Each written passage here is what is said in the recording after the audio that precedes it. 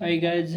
आज हम लोग बात करेंगे कि आप यदि कोई प्राइवेट जॉब में या गवर्नमेंट में कर रहे हैं काम, तो आप जो है जो काम कर रहे हैं उसके साथ साथ आप कैसे एक फ्रीलांसिंग जॉब भी कर सकते हैं और एक एक्स्ट्रा मनी कमा सकते हैं।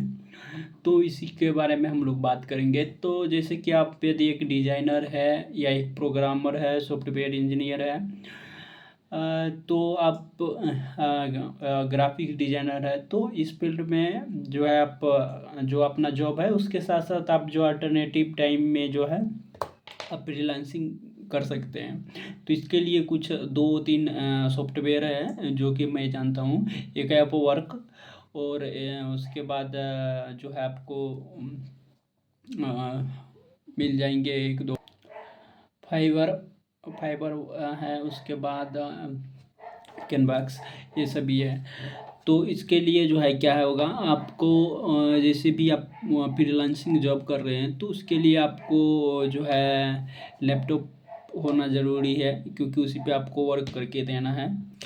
सेकंड, लैपटॉप के अंदर वो सॉफ्टवेयर आपका इंस्टॉल होना चाहिए जिस पे आप काम करना चाहते हैं। जैसे कि हम लोग डिजाइनर है, तो डिजाइनर के लिए जो है सॉलिड वर्क होता है, ऑटो कैड होता है, केटिया होता है, क्यूरो होता है। तो ये सब जो आप जिस भी आप सॉफ्टवेयर पे काम करते हैं वो आपके पास लैपटॉप के अंदर इंस्टॉल होना चाहिए।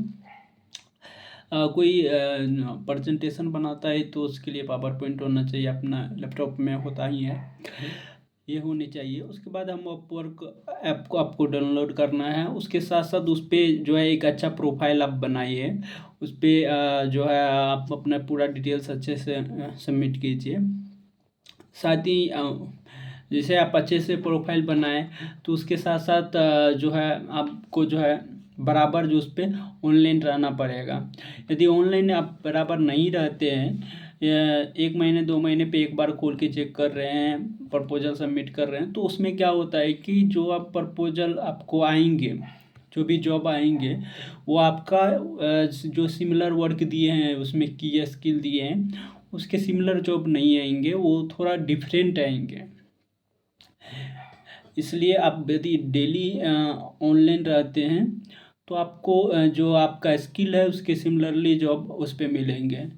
ये जो है फ़ायदा है, जो कि आप बराबर यदि रहते हैं तो ऑनलाइन रहते हैं तो इसलिए आपको जो है ज़्यादातर बराबर ऑनलाइन रहना है। उसके साथ साथ आपको जो भी प्रपोजल लिख रहे हैं वो प्रपोजल लिखने का स्टाइल अच्छा होना चाहिए, अच्छे से आप प्रपोजल कर रहे हैं। और जो भी आप प्रीवियस में काम किए हैं वो सारे चीज़ जो है आप एक अच्छे तरह से पीडीएफ में, या तो फोटो या तो फिर वर्क सैंपल में पोर्टफोलियो टाइप का पीडीएफ बना करके आप रख लीजिए, जिससे कि आपका जो भी क्लाइंट आता है उसको आपको दिखाने में अच्छा होगा कि मैंने इस पे काम किए हैं प्रीवियस में। आप वो शो कर सकते हैं, जैसे कि आपको क्लाइंट तुरंत जॉब दे दें। ये जो है प्रीवियस वर्क सैंपल के तौर पे आप दिखा सकते हैं। दूसरा ये है कि प्रपोजल लिखना अच्छा सा होना चाहिए। और स्टार्टिंग टाइम में थोड़ा सा जॉब मिलने में दिक्कत होती है, जल्दी नहीं देते हैं, लेकिन स्टार्टिंग में यदि आप 2-3 प्रोजेक्ट यदि अच्छे से करते हैं तो आपको कंटिन्यूसली जो है जॉब मिलेंगे, क्लाइंट आएंगे, यदि आप एक दो अच्छे से स्टार्टिंग में करते हैं तो इसके लिए शुरू में थोड़ा मेहनत करना पड़ेगा। थोड़ा स्टार्टिंग में प्रपोजल आप अच्छे से लिखिए।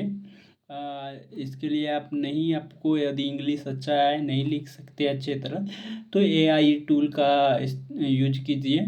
उसका जैसे भी ये आता है, जॉब प्रोफाइल में आता है क्या क्या हमारा रिक्वायरमेंट है, वो सारा चीज़ को कॉपी करके एआई टूल में जाइए और उसमें नीचे लिख दीजिए कि right the proposal in short में प्रपोजल लिखने बोलिए। वहाँ से आप कॉपी करके पेस्ट कर सकते हैं, या फिर वो जो प्रपोजल जो वर्क में जो प्रोफाइल में लिखा है कि हमें ये चाहिए, तो उसी में सिर्फ जो है आप थोड़ा थोड़ा मॉडिफाई करके जो है प्रपोजल लिख सकते हैं कि हाँ, आप जैसे वो बोल रहा है हमें एक 3D असेंबली चाहिए, उसके बाद ड्राइंग चाहिए, तो हमें भी उसी का सिमिलरली कि हम ये देंगे, इतना टाइम लगेगा। यही सब सारा चीज़ जो है प्रपोजल के अंदर जो है लिखना है। अच्छे तरीक़ा से प्रपोजल लिख के सबमिट कीजिए।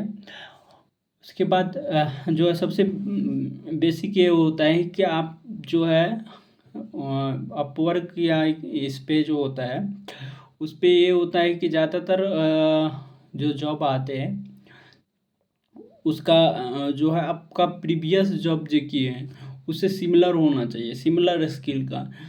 आप जितना ज़्यादा सिमिलर चीज़ें दिखा रहे हैं कि हम आपको जो सैंपल दिया उसका सिमिलर कंप्लीटली दिखा रहे हैं, तो वो ज़्यादातर चांस रहता है कि आपको जॉब देंगे क्लाइंट।